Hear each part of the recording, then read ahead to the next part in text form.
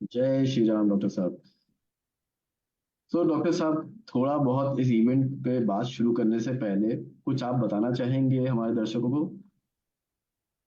जितने प्रश्न आपने बताया कि बहुत से प्रश्न आए हैं, तो उनको एक एक करके पहले पूछे। श्री राम और अयोध्या ये कैसे वास्तु और एस्ट्रोलॉजी के कंटेक्स्ट में आए हैं? बहुत सुंदर आपने प्रश्न पूछा। देखिए, हम लोग जब ज्योतिष सीखने जाते हैं तो गुरु जी हम लोग को सबसे पहले जो कुंडली दिखाते हैं, सिखाते हैं, वो दिखाते हैं कि राम की कुंडली, श्री राम की कुंडली आदर्श कुंडली है। वहीं से पढ़ाई शुरू होती है। राम का जन्म चैत्र मास नवमी तिथि पुनर्वसु नक्षत्र कर्क लग्न का है। अवतार योग में इनका जन्म हुआ है और 5 ग्रह इनके उच्च के हैं। तो ज्योतिष की शुरुआत यहीं से होती है। वास्तव में वाल्मीकि नाम के चतुर चितेरे हैं। उन्होंने अपने जितने भी महाकाव्य में जितने नाम रखे हैं, राम, रामायण, सब अद्भुत है।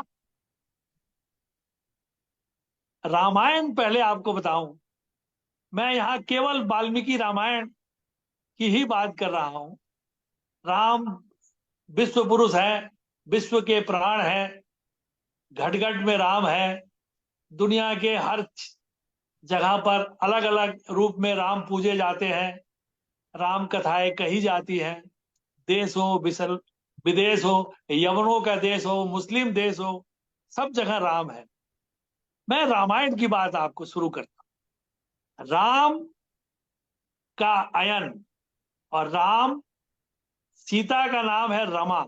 राम और रमा, इनका अयन, इस देर इस कारण वाल्मीकि ने रामायण नाम रखा। अयन का अर्थ होता है गतिशीलता।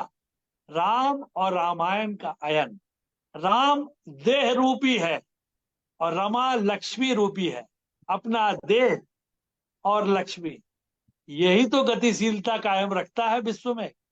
इसलिए हर देहधारी पुरुष को राम और रामायण अवश्य पढ़ना चाहिए, पढ़ाना चाहिए।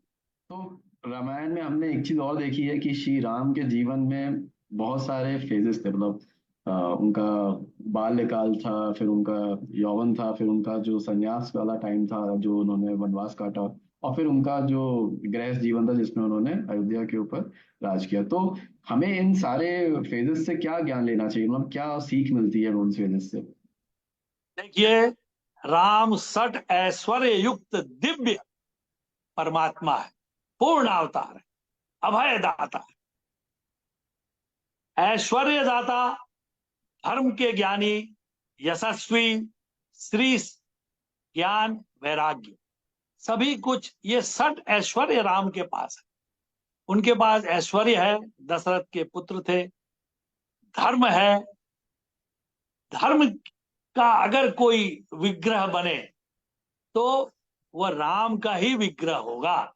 इसीलिए कहा है कि राम जो है वो हर बात में श्रेष्ठ है। और ज्ञान, ज्ञान में श्रेष्ठ है, श्रेष्ठ पुरुष है। वैराग्य, चरम, चरम वैराग्य। सीता की एक इच्छा पर, सीता जब गर्भवती थी तब सीता ने, राम ने कहा बोलो तुम्हारी क्या इच्छा है। सीता बोली सचमुच भगवान मेरी इच्छा है कि मैं वन में जाके निवास करूं। आप सोचिए, राम ने सवेरा हुआ और लक्ष्मण से कहा सीता को वन में छोड़ के आओ, और सीता को लक्ष्मण जी ने वन में जाके छोड़ा। कोई सवाल नहीं। तो राम की जो आदर्श रूप है वो इस बात से साबित होता है कि पत्नी प्रेम, और उसमें भी एकल पत्नी प्रेम, श्रेष्ठ है, आदरणीय है। युगों युगों तक सारे दुनिया के काव्य, महाकाव्य और गल्प साहित्य में इसका कोई उदाहरण नहीं। इसीलिए राम विश्व के प्राण। मैं आपसे आग्रह करता हूं कि पिछले 1000 साल में ऐसा मौका नहीं मिला है। हम साक्षी हैं। अतः यह दीपावली राम की पूजा करें, दीपावली के जैसे दिए जलाएं और इसे महादीपावली में परिणित कर दें। घर घर दीपावली हो, दीपों की आवली से सारा विश्व देखे कि राम आए हैं और राम राज्य की स्थापना हो रही है। ज्ञानवर्धन किया हमारा। मैं दर्शकों को बताना चाहूंगा कि डॉक्टर साहब की अभी एक वेबसाइट भी लॉन्च आई है उनका। फेसबुक पे एस्ट्रो वास्तु एआई करके एक पेज भी है जहाँ पे आपको बहुत स्पेशल डिस्काउंट्स मिल रहे हैं। और स्पेशली आपके 2024 के एनुअल प्रोडक्शंस के लिए, पर्सनलाइज प्रोडक्शंस के लिए डॉक्टर साहब 50% डिस्काउंट दे रहे हैं। और ये ऑफर केवल 31 जनवरी तक वैलिड है। तो आप लोग सनोदय एस्ट्रो वास्तु एआई के पेज पे जाइए और ऑफर को अवेल करिए।